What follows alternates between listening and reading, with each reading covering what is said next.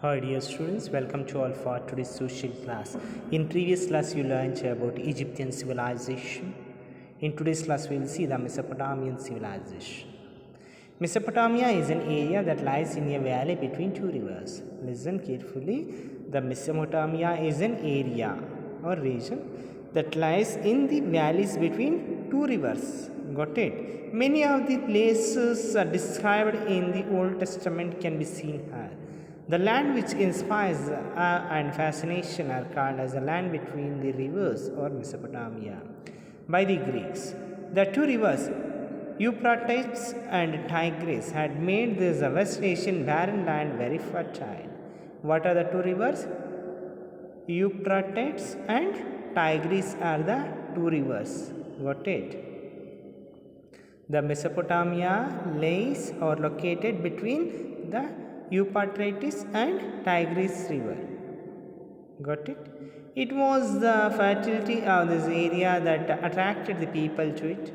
Since food crops could be grown with a little effort, the northern hilly tribes and the southern nomadic tribes of the desert tried to establish control over this area. The rivalry between these tribes led to a number of endless conflicts. However, in the midst of these conflicts, there emerged a civilization strong and a brave race. The Sumerians were the first ones to evolve a system of writing in Mesopotamia. Listen, dear students. Who introduced the system of writing in Mesopotamia?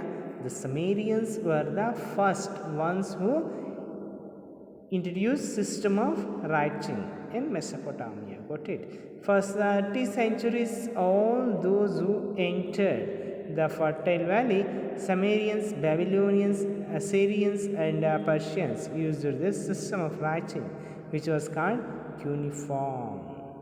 Got it? Listen, for 30 centuries means 1 century means 100 years. Got it? Imagine 30 centuries means how many years? Listen, for 30 centuries, all those who entered the fertile valley, Sumerians, Babylonians, Assyrians, and Persians used the system of writing, so which was called as cuneiform. Got it? The central area of this civilization was southern part of the valley between the Euphrates and the Tigris river. From olden times, this area had been referred to as Babylonia. The northern part of Babylonia was called Akkad and the southern part Sumer. The northern part of Mesopotamia was known as Assyria. Listen, dear students, the central area of this civilization means Mesopotamian civilization, was the southern part of the valley between the Euphrates and Tigris river. Got it? From olden times means ancient times, this area had been referred as Babylonia. Got it? The northern part of the Babylonia was called Akkad. The north part of Babylonia was called as Akkad, and the southern part means south part, is called as Sumer. Got it? The northern part of Mesopotamia was known as Assyria.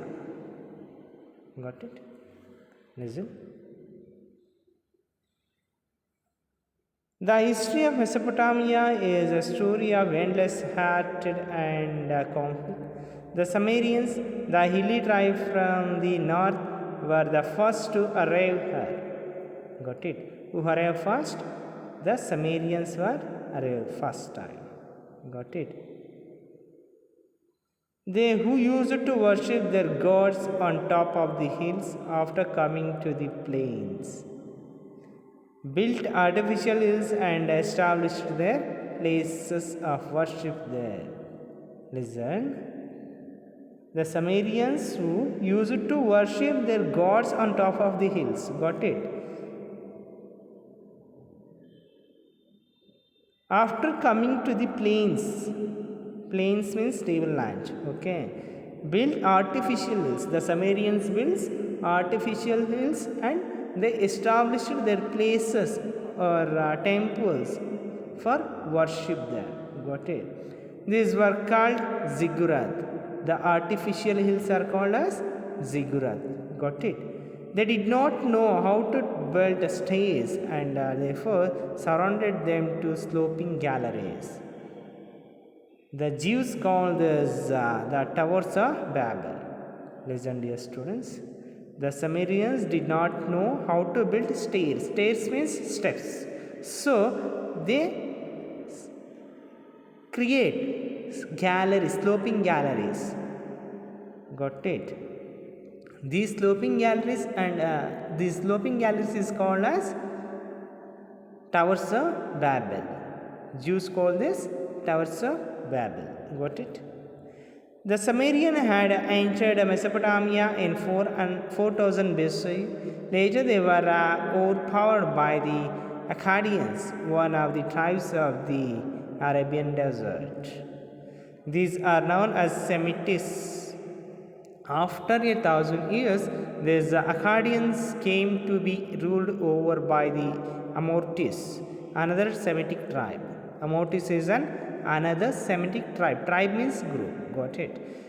The most famous king of the Amortis was Hammurabi. Who was the most famous or popular king in Amortis? Hammurabi is the famous king in Amortis. Got it?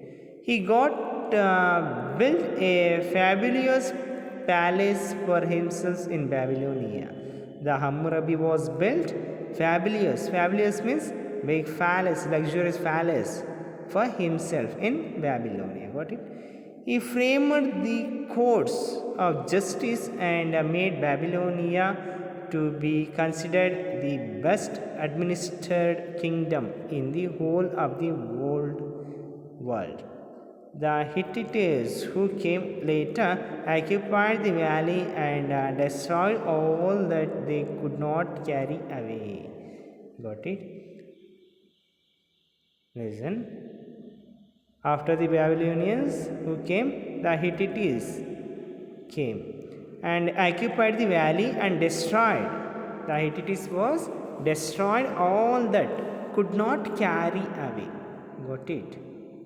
These Hittites were defeated by the Assyrians, who were the followers of Asura, the desert god. Listen, dear students. The Hittites defeated by the Assyrians. Got it? Who were the followers of Asura, the desert god? Who was the desert god? Asura is a desert god. The Assyrians occupied the whole of West Asia and Egypt till about 7th century BCE and collected taxes from all the people there. Another Semitic tribe, the Chaldeans, re-established Babylonia in the 7th century BCE and developed into a prominent capital of the time. Listen, dear students. The Chaldeans, it is another Semitic tribe. They re-established Babylonia in the 7th century BC and developed into a prominent capital of that time. Got it? Listen. Nebuchadnezzar was the greatest king among them. Who was the greatest king of Chaldeans? Nebuchadnezzar was the greatest king. Got it? He encouraged the study of science.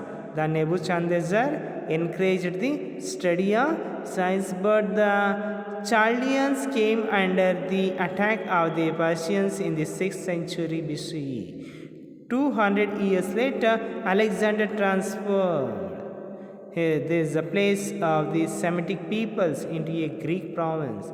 After the rulers of the Romans and Turks who followed Alexander, the civilization declined and turned into a wilderness. Got it? This is today's topic.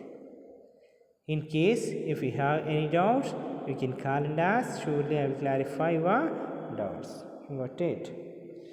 Now homework is you need to make any 5 own questions in today's topic. Got it? Got it, dear students? Okay. Thank you all. Have a nice day. Thank you.